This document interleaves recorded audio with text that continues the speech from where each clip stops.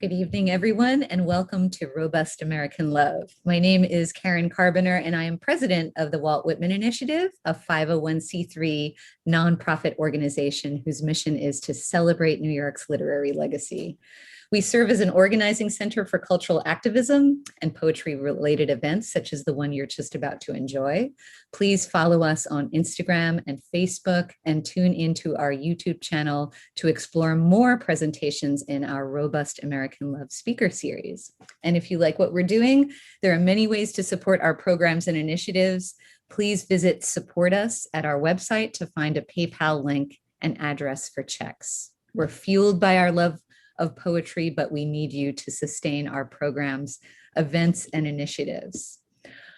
We decided to offer this speaker series. Now I think it's already, going on a year, to present timely, public-facing conversations on Whitman's life, work, and legacy. You'll hear all sorts of different types of conversations and presentations, teachers, poets, graduate students, artists, printers, neighborhood activists, such as we're going to hear tonight. They are absolutely not designed to be academic talks, but free, open, informal discussions. And we hope that you take part by putting your questions into the Q&A for our speakers. So if you're watching YouTube right now, please do that. Please post your questions in the chat. And if you miss our events, just check out our YouTube channel site to see what's going on. Just a few notices, because we have not been with the program for quite a while. In between the last one and this one, our 18th annual Song of Myself Marathon took place on Sunday, June 6th from 4 to 7 p.m. It was spectacular, incredible performances by so many people, known and unknown. We have the recording also up at our YouTube channel, so I invite you to take a look at that as well. We have a fellowship, the Susan Tane Whitman Fellowship. You can read about at our website. The application deadline is coming up on June 30th. We've slightly extended it. So if you are an advanced undergrad or a grad student working on Whitman and public-minded scholarship, please do give that a look. We'd love to read your application. You have a chance to meet us, everyone, at the New York City Poetry Festival, July 24th and 25th. We've got a table. We are one of the sponsors of the Poetry Festival, so we're so excited to get out to Governor's Island and celebrate poetry in New York. See you there.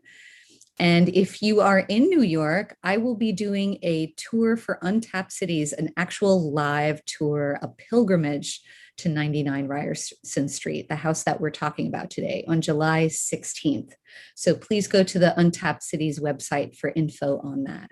And then finally, I have to thank our board member, Dee Quee, for starting up our Whitman Initiative newsletter. We're very proud of this. It's, I think, in its third month coming up in July, and you can sign up at our website. Very easy to do that. And especially if you're interested in our initiatives, such as this effort to save and preserve a historic landmark, please do sign up and you'll keep abreast of our latest news and information about all of the things that we're trying to do.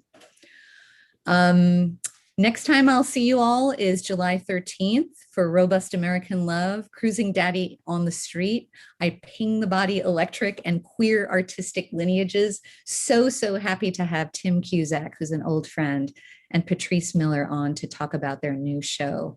So please do tune in. You know that we're on Tuesday nights, 6 to 7. So that will be July 13th, just in a few weeks. And tonight, I'm so happy and proud and just overwhelmed to be surrounded by really good friends, as well as important people in the efforts to preserve so much of New York City's history. Today, we're going to focus on a particular property that's very close to the initiative's heart. And the title of our roundtable gives that away, Saving 99 Ryerson, the peculiar problem of landmarking Brooklyn's earliest LGBT site.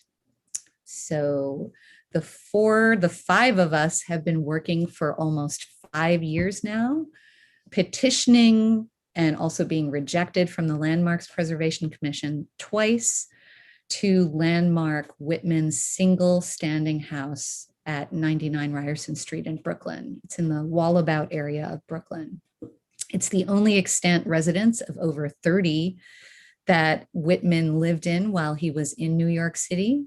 And it's the house where he completed the first edition of Leaves of Grass, often called our Cultural Declaration of Independence, and also the place where he received his first literary pilgrim, the radical abolitionist Moncure Conway, actually a Southern abolitionist, which is very rare.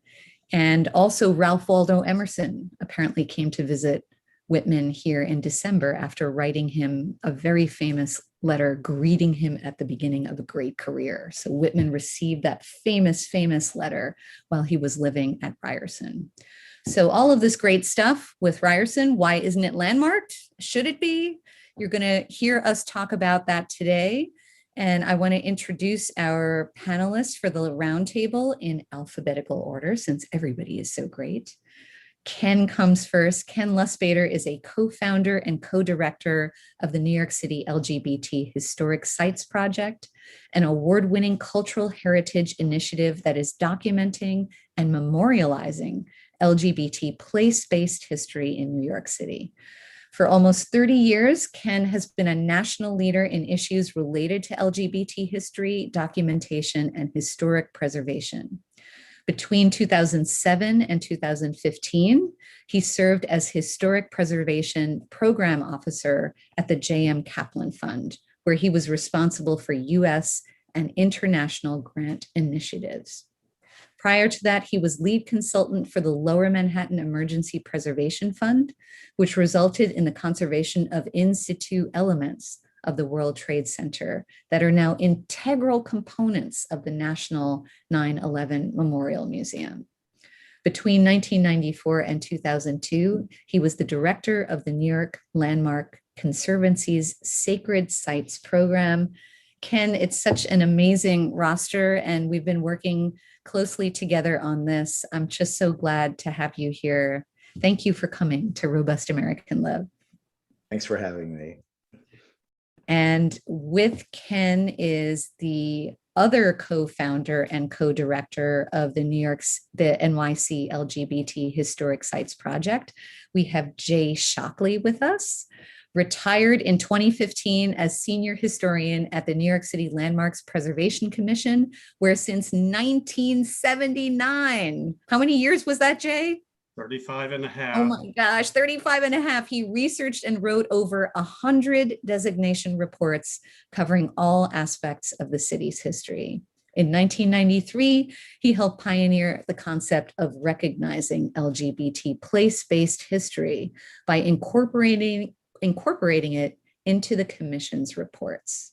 He co-authored the Stonewall nomination, which resulted in the first ever National Register in 1999 and National Historic Landmark in 2000, listings for an LGBT site.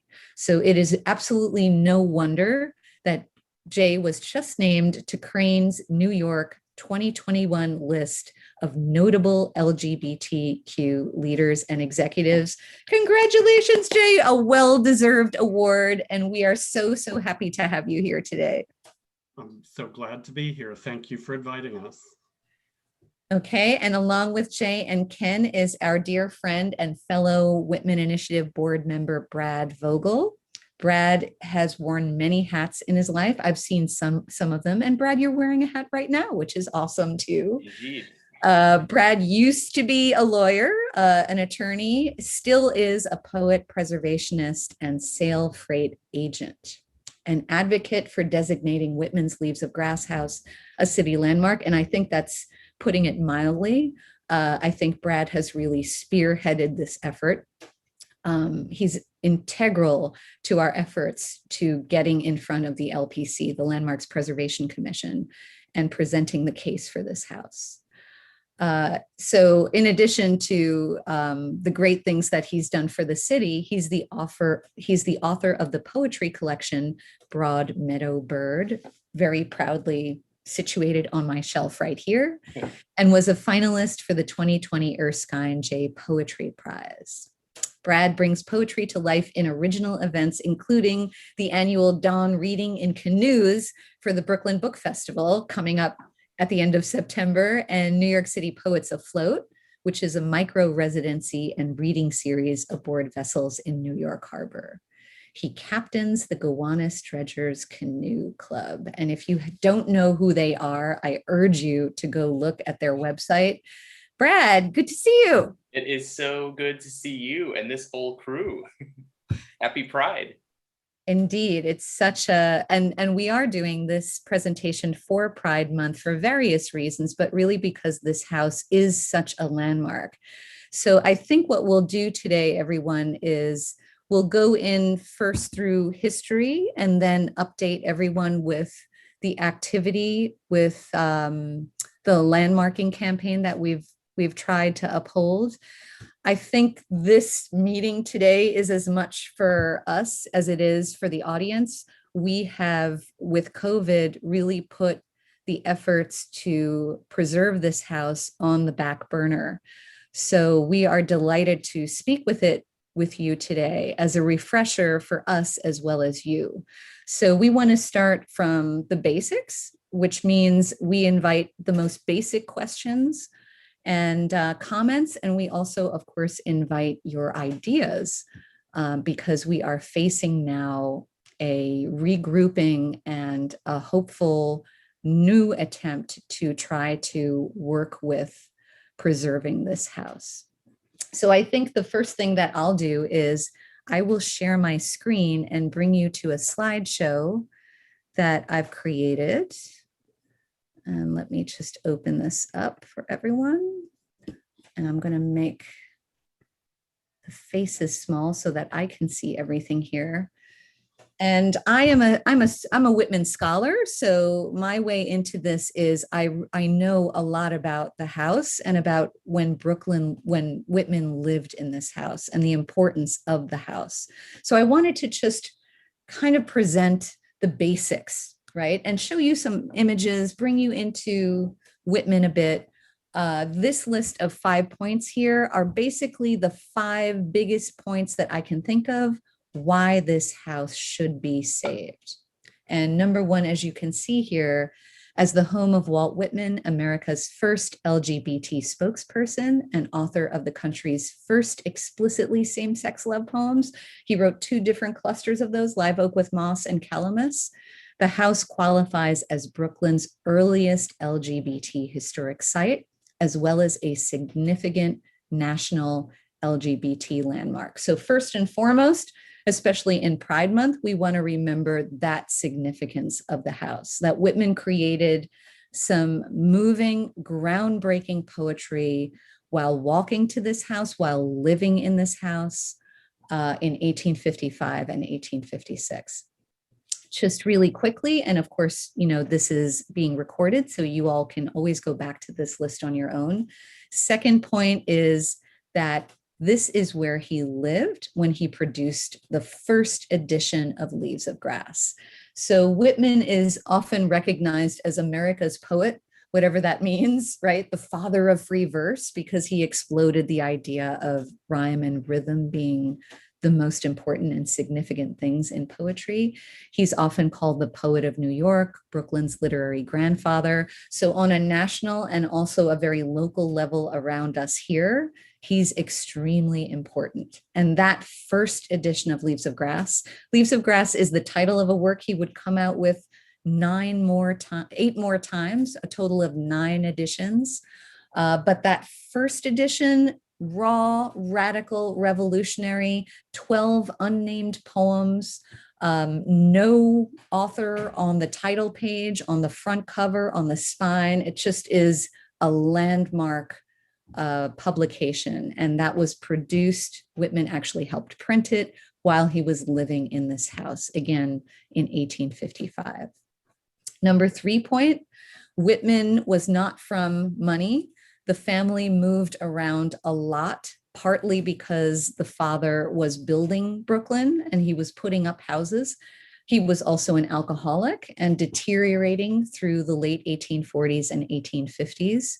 So the family was all over the place. And this is one of the big issues we've had with the house. Whitman lived in a lot of houses, over 30 in what is now New York City, including parts of Queens, Manhattan, and Brooklyn. This is the only house left standing of all of those accounts. And I put up under number 3, 2 links to the most important manuscripts in which Whitman actually details where he lived. So those are really useful to you all who would like to fact check that this is the one remaining residence, the one remaining space extant right now that he lived in. Number 4 point is about Ralph Waldo Emerson, who was really the literary don of that moment. Whitman wasn't selling any copies of the book. He sent a free copy to Emerson in Boston. Emerson, weirdly, because he was actually a bit more conservative minded than Whitman, was simply blown away with the book and wrote back to Whitman, greeting him at the beginning of a great career. So not only that, Emerson actually went to New York for the first time, I think. No, I wouldn't say that. He lectured in New York before that, but certainly probably the first time in this part of semi-rural Brooklyn, sought Whitman out in December 1855 to see, or pardon me, November 11th, 1855, to actually see Whitman. And when Whitman was older, he still remembered, as I write here, Emerson's gentle knock and slow, sweet voice. And then finally, and this is something that's interested me more and more lately, Whitman's first literary pilgrim visits him here on September 17th, 1855. So the timeline you can think about here is that Whitman probably moves into the house with his whole family, right? His mother, his father. There were 8 Whitman siblings, a lot of dysfunction in the family, alcoholism, mental illness, very low education level. Whitman himself dropped out of grammar school, right? So a big messy family plops down in Ryerson Street in this house, probably in May 1855. Whitman's finishing up his book, which looks like it really gets finished at the end of June 1855, officially announced in July 1855. And then reviews start coming in, and his first literary pilgrim, Moncure Conway, shows up in September. Now, why this is important is because Whitman still has what people might call a discipleship. He's highly regarded and has been followed by many different types of groups. And Moncure Conway himself is kind of a weird pilgrim. You wouldn't think of him wanting to follow anyone. As I write here, he was a free thinker, a Southern-born abolitionist, very rare again, and the only descendant of a founding father who physically led slaves to freedom.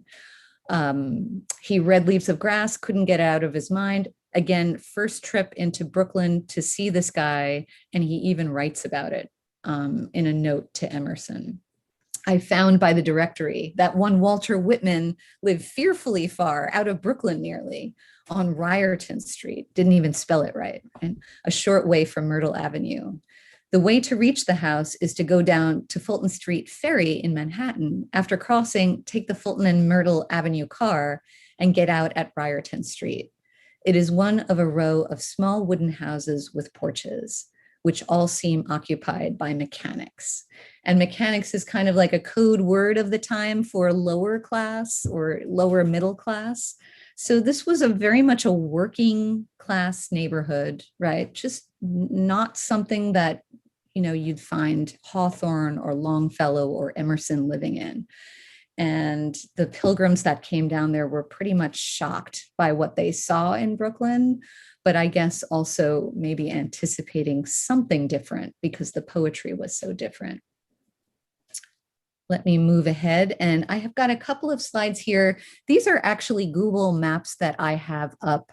And in the lower right corner in the yellow box, you see the address where you can access them on the web. Whitman lived for short periods of time in Manhattan.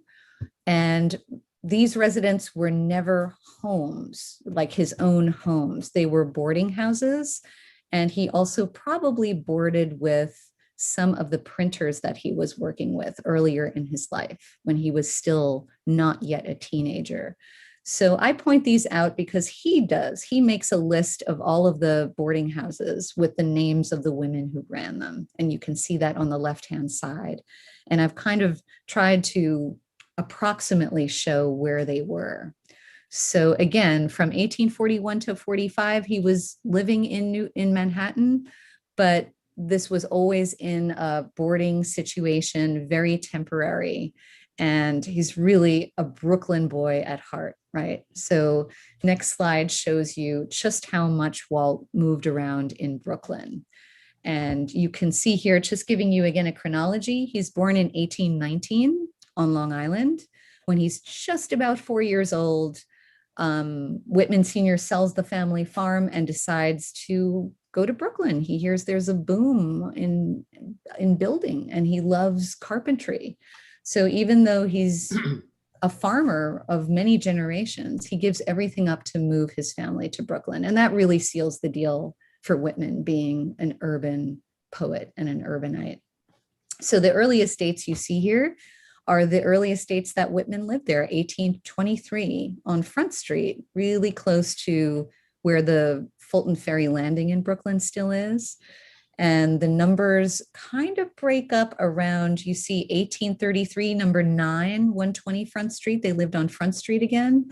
But then because of a cholera epidemic, the family really takes off for Long Island. And Whitman lingers a little bit in the city. That's when he probably lives in Manhattan at some printers' homes, eventually joining them on Long Island. And then in 1840, going back to the city. That's when he starts living in those boarding houses I just showed you, and lives there probably till about 1846. So that's where number 10 picks up, 71 Prince Street in Brooklyn. He lives there for 2 years, and you see the rundown of his other Brooklyn addresses until he leaves for the Civil War front in 1862. He goes to volunteer as a Civil War nurse. So you can see they jump around quite a bit. And the other cool thing to note is that the first numbers till about 10 are much more kind of based in Brooklyn Heights and sort of the core center of the beginnings of Brooklyn. But the family really didn't have a lot of money. And so those later numbers, you see them spreading further out and out east, which really was not that developed at all. So Ryerson, again, being kind of, a frontier in some ways for people who were settling Brooklyn in the 1850s. Just wanted to show you also how detailed Whitman is with citing where he lives. So I have here one of the manuscripts that show his locations. That's Whitman's handwriting. And the sheet on the left is slightly blown up on the right there. So you can see how specific he was about where he lived. And here I've made it more clear so you can see the dates and descriptions. So if you scan the list down, you can see 1855, the only extant housing, moved in Ryerson Street, May 1855. And his next note says lived in Classen, meaning Classen Avenue in Brooklyn, from May 1st, 56, 57, 58, 59. So there was such a thing called moving day in Brooklyn at the time, where a lot of families moved on a specific day. It was just easier for many reasons, including the all-important Brooklyn Directory. Because if families were on the move all the time, it was really hard to record this booming population. So even though we have notes that suggest that Whitman's mother sold the house in November 1855, it is very plausible that the Whitmans hung out in the house until May 1856, moving day 1856, to move into their next residence. So we're thinking here, probably a year at most that Whitman has at 99 Ryerson Street. Now, just a few things. I don't want to take up all the time, but I did want to demonstrate how Whitman was such an integral part of the Brooklyn landscape. So here you see a manuscript, and it's unlike most manuscripts you would expect of poets because these are specs for finishing a two-story and basement house on Cumberland Avenue in Brooklyn. And they're actually absolutely beautifully written with knowledge. Whitman was an excellent carpenter and he knew how to build a house. And just to show you, I've got the house on the next slide. So this house depicted here, which is in the Library of Congress's collection, is the shop that he finished to those specs. And there's evidence also that the Whitmans actually lived in that house for a period of time. A few more residences. You might remember I mentioned Prince Street. Well, this slide, which is at the Brooklyn Public Library, taken in 1943, is probably the last image of the Whitman residence from 1846 to 48. And you can kind of imagine it beyond those signs, right? I'm thinking that probably the house was knocked down shortly after that, because you see the signs in the window, store to let. There's a lot of feeling of perhaps this was evacuated for a reason and was never filled again. So we've got at least a few images of Whitman's residences in Brooklyn. Here are a few more. And this is all courtesy of those disciples that I mentioned. Actually, you might see a repeated figure. You see him in the third photo here, a man dressed in all black. That was one of Whitman's hugest fans that sought out these houses before they were knocked down. So left to right, 106 Myrtle Avenue, 142 Skillman, 91.5 Classen, and he actually lived in 107 Portland Avenue, just north of Fort Greene Park. But the house we're talking about today is this one, 99 Ryerson Street, further out in Brooklyn. And again, all of the details are written in that little blurb there. On the right, you have a tax photo from 1939 to give you probably the oldest version of the house that we have. It's unfortunate because that third story was added in the late 19th century. So when Whitman lived in the house, it did look different from the way we see it today. Also, of course, in the photo to the left, you see that it now has vinyl siding on it.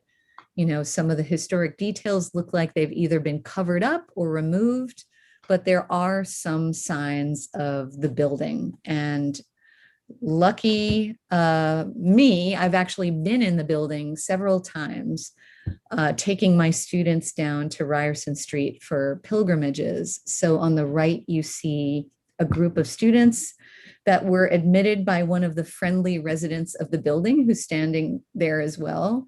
And one of my students that year was Robin Pecknold of the band Fleet Foxes. He's on the right, actually.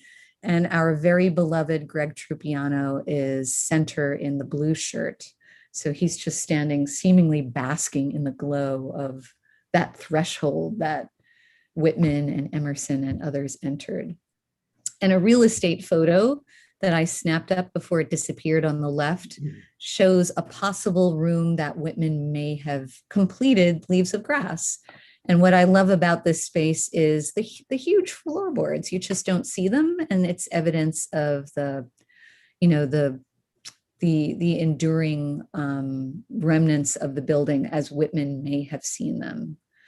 So that's where I leave off, everybody. I'm going to bring it now back to Brad, I think. Brad, are you ready to go? And he's going to update everybody on what we have done historically to try to call attention to the house.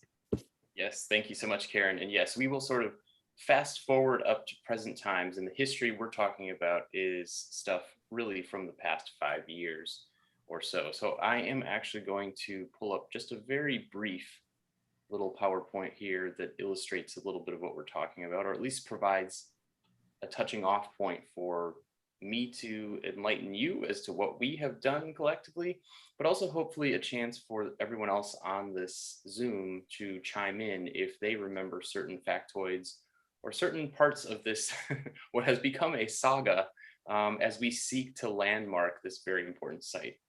So one moment here as I pull that up. Okay, and let's just get that into slideshow mode. Here we go. So this, of course, is the present condition, or actually from a few years ago, the condition of 99 Ryerson Street, just off of Myrtle, very close to the Pratt campus. And as you can see, it has been altered. As Karen mentioned, when we were looking at that 1939 tax photo, the third floor was added in the 1890s based on our research. But you can see, and I think this is the important part, that you can still see that the windows line up. You can still see that up near the top here, and let me get my little handy dandy pen out.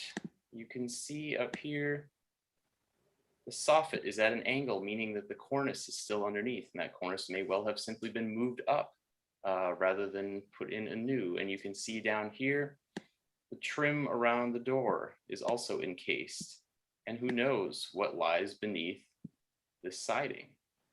So the core elements of this place, and as Karen mentioned, the floorboards inside as well, we are still talking, even though it is much altered, about the same place, crucially, where this very, very important literary sort of explosion occurred.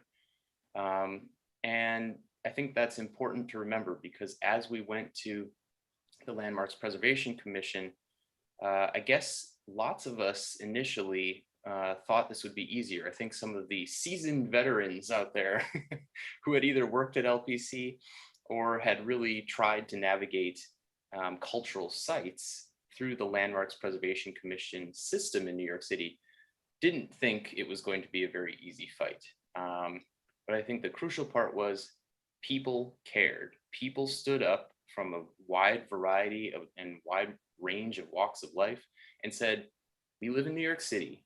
All of the other houses where Walt Whitman lived are gone. They are literally gone. They are wiped off the map. This is the one that we have left to put in our collection. And it just so happens that it's this, as Karen laid out, exceptionally important site, exceptionally important residence of Walt Whitman. Why in the world would we not landmark this to ensure that it does not get demolished and that we would lose this cultural touchstone for future generations? So let's jump ahead here and just take a little bit of a look. Now, this is a big, crazy long list, but that is reflective of the big, crazy long effort that has gone into the Walt Whitman Initiative's efforts, the NYC Lgbt Historic Site Project's efforts, Historic Districts Council's efforts. The list of supporting entities goes on and on. Brooklyn Historical Society, Ample Hills Creamery, authors like George Saunders. It's Martin Scorsese wrote a letter of support, just to give you a sense that this is not a tiny rump group calling for this place to be landmarked. It is a place of significance that a huge range of Americans and people across the globe even find significant. So let's just take a look back. Now, Karen was showing some photos from when she was able to actually go inside the home, see the interior, and that was with her classes. And Karen was doing that for quite a number of years. And Karen and Greg Trupiano were very early in sort of recognizing, after the 1995 New Yorker article that sort of did all the homework of connecting the dots to show that this was in fact the house, in sort of bringing that information out to a broader public audience. 2013, 2014, you may know someone by the name of Barbara Lee Diamondstein Spielvogel. She has the Historic Landmarks Preservation Center, which puts up cultural medallions on key buildings around the city to designate buildings, or at least identify buildings, for having been the home or workplace of important cultural figures in New York City history. So this ranges from everyone from, James Baldwin to Larry Kramer to Edie Windsor. But she and Howard Pitch, who lived in the neighborhood, worked to try to get a cultural medallion placed. This would not actually save the building from demolition, but it would simply affix something to the exterior so the people passing by would come to know that this was a place of significance. That was rejected by the owner. So that did not happen. In 2016, I had the very good fortune of attending a presentation by the NYC LGBT Historic Sites Project at the Jefferson Market Library. And during that presentation, I was blown away to find out, A, that there was still a residence of Walt Whitman standing somewhere in the city. I had not known that. And B, that house inexplicably was not a designated New York City landmark. And just ever so briefly, I want to mention, why do we care so much about the city level? Shouldn't we be pushing at the federal and state level? We should push there too. But crucially, in New York City, if you really want teeth, if you really want this landmark designation to effectively protect the building on into the future, it needs to be designated at the city level. So that's why we care so much about the Landmarks Preservation Commission. So after that presentation, I was floored, I have to admit. And I'm so grateful that the Sites Project brought that up, because that was the first time that I sort of stepped into this realm and started to care. And from there, I didn't have quite the bandwidth and the time in 2016, but in 2017, I thought, that building is still sitting there unlandmarked. So I put forward a request for evaluation to the Landmarks Commission, which is how you ask for a building to be landmarked. And so I put that forward, and the great thing was that the Sites Project very quickly connected me with one Karen Karbiener and the Walt Whitman Initiative. So it was so wonderful that the Sites Project was able to bridge the gap and get two forces that were working toward the same end together, working together in the harnesses, trying to pull this thing over the line. We also put up a change.org petition, which now has well over 7,000 signatures. That has been going out to public officials, calling for them to landmark the site. But in December of 2017, the Landmarks Commission rejected our request for evaluation. We went through all kinds of precedents, and we came up with what I think was a 13-page rebuttal to the Landmarks Commission's rejection. We sent that back and basically got almost no response. So that was a bit disheartening, but it certainly by no means sort of thwarted this group's effort to keep at it. So moving into 2018, we managed to get a letter from the City Council LGBT caucus supporting our efforts. And this was in addition to letters from many of those other groups that I was mentioning. So a wide range of LGBT, cultural, poetic, historical, community, you name it, people were coming out of the woodwork to support landmarking this important site. So we had press, we provided additional information to the Landmarks Preservation Commission, all in an attempt to keep this moving. 2019, just to be clear, this is a big year for Walt Whitman. This 2019 was the 200th anniversary of Walt Whitman's birth back in 1819. So we put forward even more effort and emphasis. We sent out another letter calling for designation before his actual 200th birthday on May 31st. International Walt Whitman Week came to New York City and was present for that anniversary. And I think it was August, it was either August or September of 2019, the Walt Whitman Initiative and the Sites Project and Historic Districts Council all met with the Landmarks Preservation Commission, but once again, we were told that it would not be designated.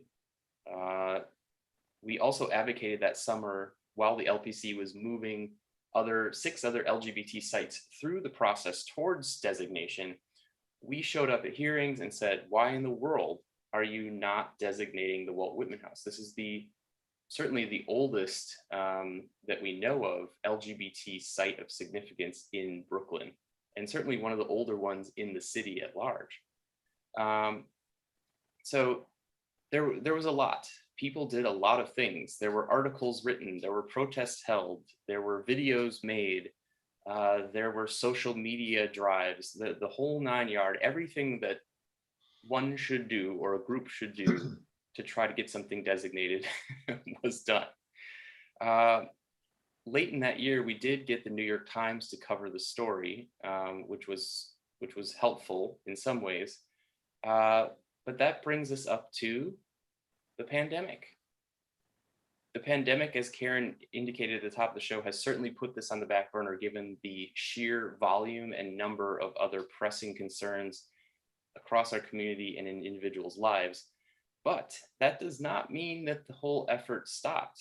There was more that happened. Mayoral candidates, when they went to the Stonewall Coalition meetings, were actually each asked whether they would support landmarking 99 Ryerson.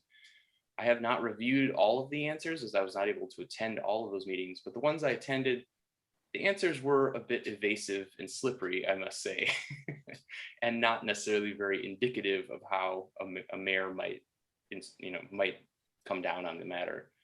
But I think the most important thing that happened during the course of 2020, during the pandemic, was the designation of 227 Duffield Street. This is also known as 227 Abolitionist Place. This is a site in Brooklyn that was home to key abolitionists, and several experts have said that there's a strong chance that the site was also used for the Underground Railroad, although there is not actual documentation as such.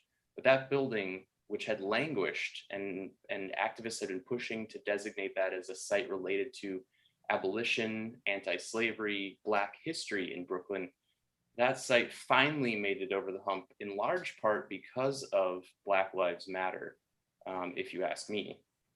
But the fact that that building, which had also been altered, just like the Leaves of Grass house at 99 Ryerson Street, it's a really important precedent to say that if something is significant enough, even if it has some alterations, things that make it look different and show its passage through time, that is not a high enough hurdle to stop it from being designated. That's how I read that precedent.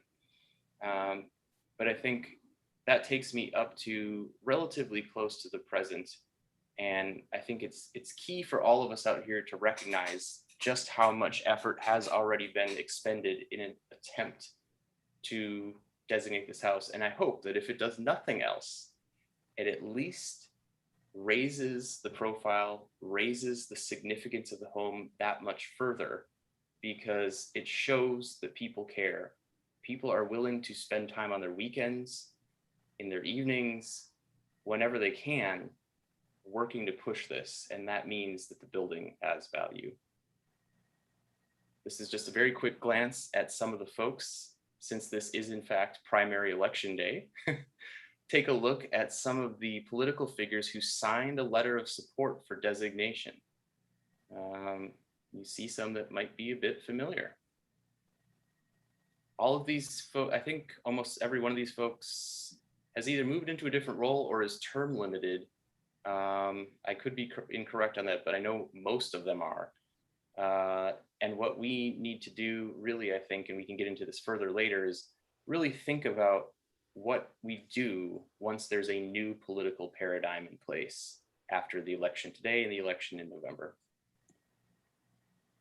And that famous photo, the oldest one we have of 99 Ryerson Street, and just a reminder that it is, in fact, this Pride Month time to designate. All right, Brad, thank you so much. That eloquently done. And I think it really opens up the roundtable idea that we had, just the elephant in the room. Why hasn't it been landmarked? Ken, Jay, do you want to jump in with this? Maybe I'll just state sort of factually, the landmark, as Brad alluded to, the Landmarks Preservation Commission is the city agency that Jay worked for, and he could probably speak better. but they designate and regulate historic sites in historic districts and individually in scenic landmarks. They also look at sites that are architecturally significant, culturally significant, and socially significant. In this case, this is culturally significant. One would not be designating this for architectural significance. And that's where certain issues come up about what's called integrity. I'll just throw this out there. This is rare, which is high on a list of ranking for individuals who are interested in landmark designation at a city agency as well as at the state or federal level. But there were questions that came up about the duration of time. He only lived there for a year. Did he actually write Leaves of Grass there? It's been altered. The third floor has been added, which was not from the period of significance, which would be the 1855 period. And then that also goes back to these issues of integrity. So that's just sort of, and it's also owned by a private individual as their own home. So that is not to be taken into account, but that is an issue that one has to look at in the reality of the politics of landmarking. And I just throw that out as a reality. So I'll leave those whereases, as Jay could probably speak at the granular level about some of these issues. Thank you, Ken. Yeah, Jay, please step in. So just to expand on what Ken's saying, for those of you out there in the audience who aren't aware of the nitty-gritty of the Landmarks Commission, when it was founded in 1965, LPC prides itself on how extensive and broad the law is, and that's an absolute fact. It doesn't, a landmark does not have to be architecturally beautiful. There are many, many categories, including benefits to the city of economic benefit, tourism, et cetera, et cetera. The reality, unfortunately, in the 50 plus years since the commission was founded, 99% of the landmarks that have been designated are architecturally distinguished. So just the whole practice of the commission has basically what I'm now calling, it's the 1% architecture, because those were who commissioned these buildings. And in addition to that, even though the commission has many times in the past designated buildings for historic and or cultural merit, it's a minority of them. And the commission has always had a problem in the 35 years I worked there and today in designating buildings that are of historic cultural merit that are not also architecturally distinguished in some manner. In addition to that, I was always quite surprised in all the years I was there. They really are quite resistant to designating individual landmarks for one individual. It has happened. There are, but a number of times when they did happen, for instance, Louis Armstrong's house in Corona is not architecturally distinguished at all, but the property was left to be made a museum, and the stipulation was that it had to be a city landmark in order for the museum to launch. So sometimes there are other factors that have come in, but the commission has been inordinately resistant to recognize properties that just represent an individual. As mentioned before, the owner does in fact come into play. There's nothing in the law that prevents the commission, unlike the National Register of Historic Places, for instance, it cannot be listed on the National Register without owner consent. The commission can and has many times. In fact, some of the most important buildings in New York would not be standing if it was due to owner resistance. Many people don't remember that Radio City Music Hall would not still be standing because the owners back in 1972 wanted to demolish the building. So the commission very courageously designated it, and some of the most iconic buildings in New York have been designated over the owner's resistance. In addition, as we've all said, the commission is very resistant if there are perceived alterations to the building. But as we've also been hinting, in the last year or two, there have been a lot of precedent-setting situations. Number one, the Duffield Street house that was just designated is very, very altered. In my estimation, it's far more significantly altered than the Whitman house is.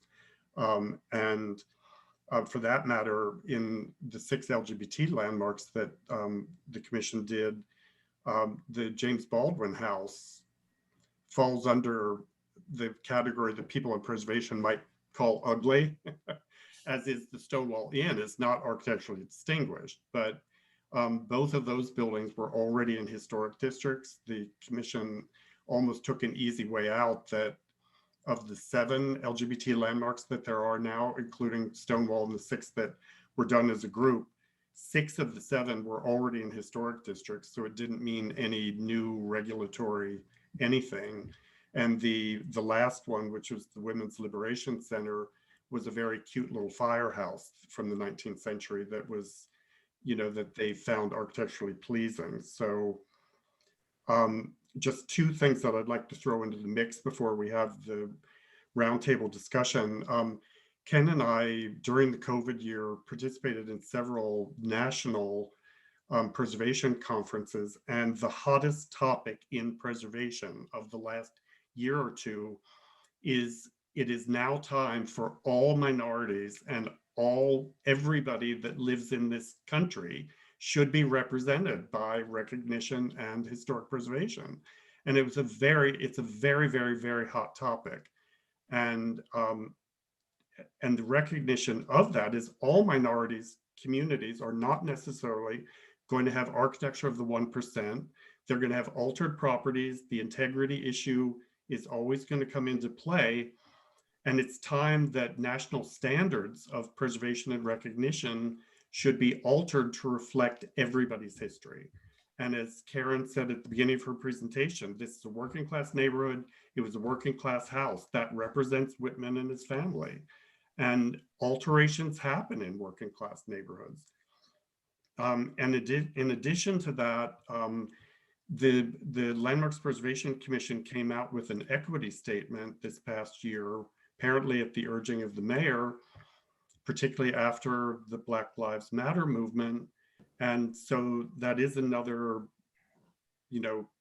shoehold in the door to bring up this discussion again. Thank you so much, Jay. I'm looking at the time, and we do try to stay with approximately an hour on these presentations, so it really doesn't leave us a whole lot of time. We can extend it maybe 5-10 minutes, but we're looking at, just about 15 minutes max to kind of wrap this up. And I guess I'm very interested in this conversation. I don't know a lot about historic preservation, but I've certainly learned a lot from the 3 of you. And it sounds like the time has come for the Whitman house, right? And in many respects, the arguments that the Landmarks Preservation Commission have presented seem moot now, given that there are new properties that have been landmarked that kind of destroy their reasons for negating that property. I'm just wondering what you all think is the next step. If we're about to regroup and try this again, what do you think we should do? If I can just follow up on one of the points I already said, that is another important thing in terms of the national conversation. Our project had a Zoom meeting a few months ago with several people that work in Washington, D.C. at the National Register and at the National Historic Landmark Program.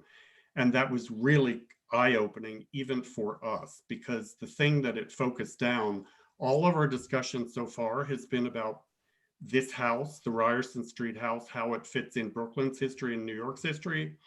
But when we talked about it on a national level, this is the only property in the entire United States that represents Walt Whitman as a working poet. The commission tried to throw in, to confuse the discussion, the fact that his birthplace in Huntington, Long Island is already a museum and a recognized property. And as an old man, his house in Camden, New Jersey has that status. But there is nothing in between. As Karen so brilliantly said, as America's most important poet, There is nothing in the entire United States that represents that. This house is that property. So we as an initiative really are going to try to get together a draft document to at least have the property deemed eligible for the National Register of Historic Places, which will be very, very, very important document. Okay, thank you, Jay. Ken, any ideas from your corner, like on next steps or? Well, any- I mean, as Jay and I are working sort of in tandem, but I think the integrity issue and the period of significance really has to be solidified.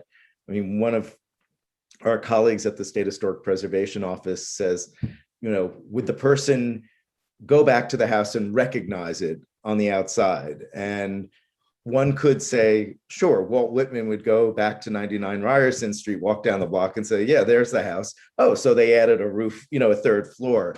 I mean, I think the volume is there, the space is there, the fenestration is there, the rarity is there. And that's also something on the National Register that's one of their criteria that sort of doesn't trump things, but actually helps provide some degree of importance and significance in that self. So I think looking at the National Register eligibility and then seeing how the mayoral election takes place in November will give us a good sense of how this plays out. And I think this type of forum, spreading awareness, is really important so people understand the significance of the site, the rarity of the site, and the fact that there's no site in New York City related to Walt Whitman. And that in any other town, if this was in, you know, a smaller town, this would be the, you know, the Landmarks Commission law says tourism is an issue, you know, is a driver. So here we go. This would be a significant sort of draw for people.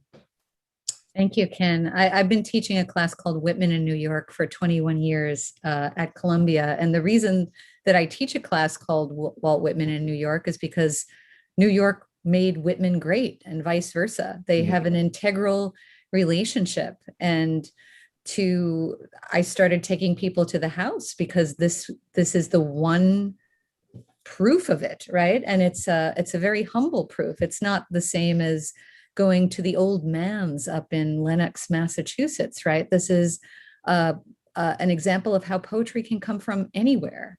And specifically in New York, for New Yorkers, it's a wonderful thing because Whitman himself just rose up out of the streets, these very simple streets, very hardworking people. And I'm listening and processing, Jay and Ken, what you're saying about landmarking a working class house, right? I don't know if I've seen a working class house landmarked before. Maybe there is one, but I don't know. Karen, if we really want to pull the chain of the commission, during your presentation, when you're talking about, you know, Mechanics Row, basically, we could really yank their chain by proposing a historic district because the context is all still there for the house. And I think, you know, it's actually not dissimilar when they designated the Strivers Row. It's Lamartine Place. Which was where where the riots happened, and the abolitionist Quaker family had to escape going across the roof. That's the reason they did the entire block, was because it was the context for that house. So for future thought, but if this job was not hard enough, Jay, but let's do the whole block. But I see your point, actually. But it was, I mean, the bigger picture. The Pilgrims quote was so, you know, pertinent. Yeah. But to that point, this is what historic preservation is about, is this, you know, three-dimensional connection to a space where you can theoretically time travel to where the pilgrimage was made during that period, as well as when you're taking your students there. I mean, the interesting thing here with the alteration is that the third floor was added. If the second floor was removed, one could probably look at this and say, okay, there's a subtraction to the space, and then it's altered. But this addition doesn't detract from the preservation connection and that visceral connection to its meaning. It's not that it's there, it's surviving, and it looks like the form that it did then. And that to me is really what is important. Similar to the James Baldwin house on 71st Street. And that's that. I think the challenges for the Landmarks Preservation Commission is regulation. And we didn't really touch on that, but how does one regulate a cultural landmark? So I just put that out there as those are the sort of very difficult nitty-gritty things that happen. When Stonewall was designated in 2015 as a individual landmark, the question was, how do you regulate this building that doesn't have any architectural significance? In that case, they knew that the windows were from the period of significance because that's the way the bar operated with black windows and so forth. So that made it a little easier. In this case is what happens if they want to do something to the building and it's not architecturally, relevant. But those are issues that can be worked out, and the challenges of preservation in this day and age. Yeah, we've been quite sensitive to, just being courteous and careful with the owner, right? And just because I don't clearly know this, if it would be landmarked, what would happen to the owner's rights to their property? It doesn't change anything. It's just if they propose exterior changes, and it's only exterior changes, they have to apply before the commission. Okay, but they also cannot radically change that property. Is that right? They can propose whatever they want. If they wanted to build a 5-story addition, they have to apply to the commission. If they want to build something in the backyard, they would have to apply to the commission. And it under the law, it would be the commission's prerogative to say yes, partly, or no. But it has nothing to do with the interior, and it has nothing to do with use, ownership, anything. Okay, so the house could continue to look as it is if it were landmarked. That's correct. It basically grandfathers it exactly the way it is. If they propose to put on new siding, then that would be a discussion. See, that's where it gets interesting to me with regulation, right? Because it's kept as it is, even though it doesn't look anything, well, it doesn't look remarkably like how Whitman saw it. Obviously, the important thing about designation, besides preventing demolition, mostly, it's a guide by professionals if owners want to do something that would take it back more to what it looked like in 1939 in the tax photo. Right. That would be the way that staff would guide it. And if you look at the roster of wood houses the commission has designated over the decades, they've all ultimately been restored at some future point. I mean, we could, case in point is the house in Brooklyn Heights where Oliver Smith lived. He did the paint palette in the 60s, I believe, and that was just recently restored on Willow Street. Yeah, the Greenpoint Historic District is another example where the designation report anticipates that buildings that have been altered at that point will hopefully be, restored to something approximating their earlier period of significance state of affairs. So there's certainly precedent. I really do think that many of the things that have been thrown out are red herrings by the commission. I do think that it's within the commission's powers under the landmarks law to designate this as an individual landmark.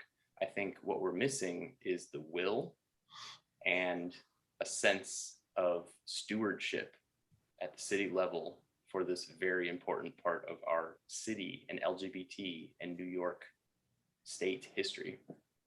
It's very, very much. The law is so broad, the commission can use the exact same language to either grant it or deny it.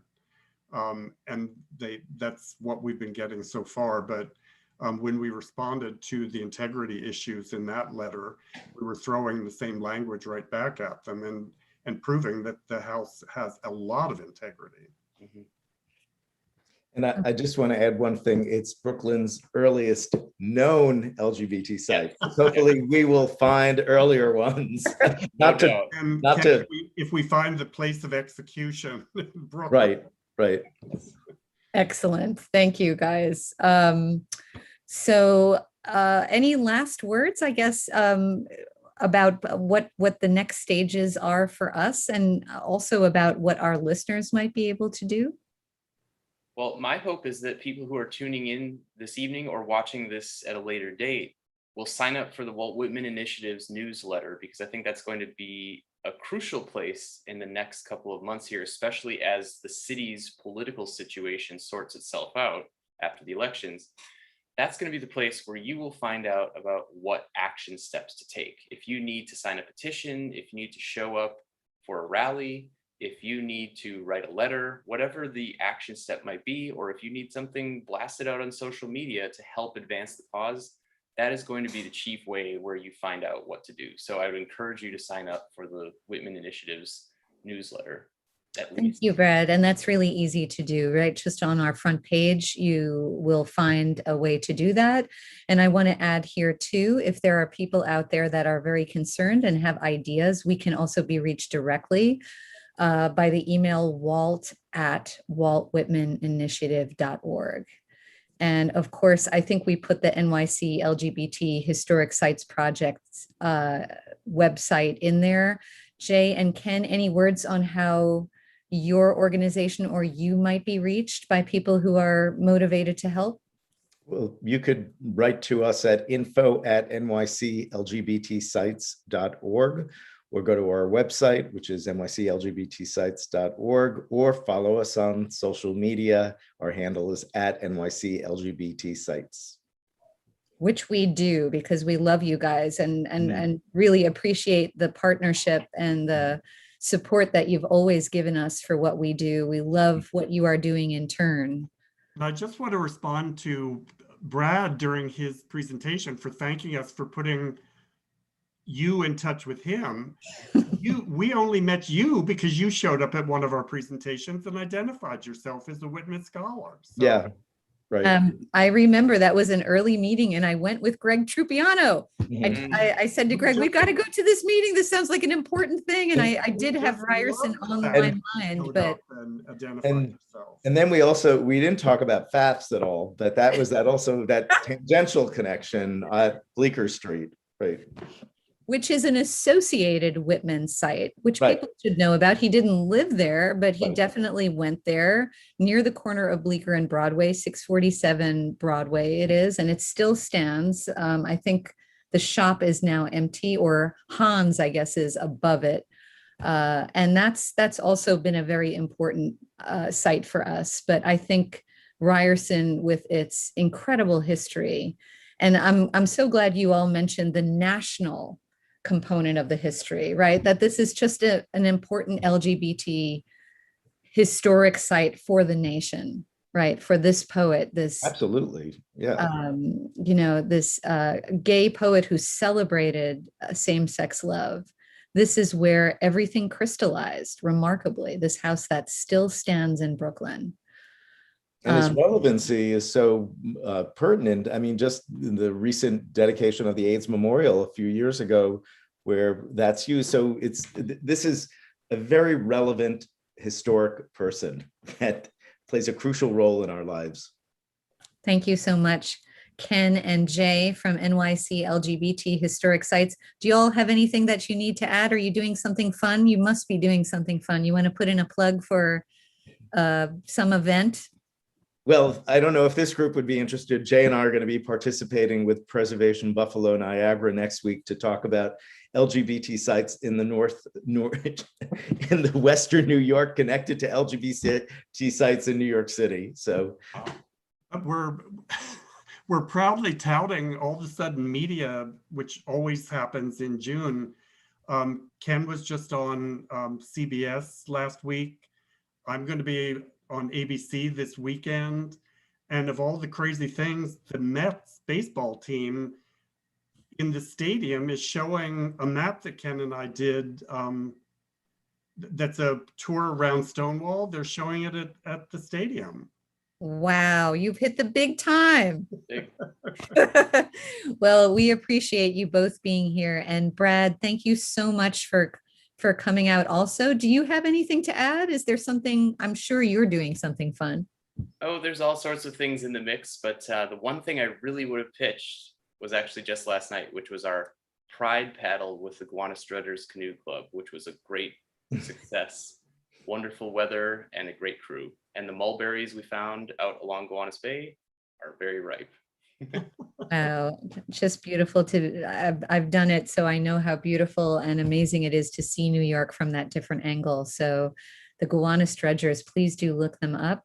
So thank you, panelists, and thank you also to Tristan Pullen, who is pulling the strings, ha ha ha, back there. We could not do it without Tristan. So thank you, Tristan, for cramming us into your busy Tuesday. And thank you to the listeners also for tuning in. I'll see you all July 13th.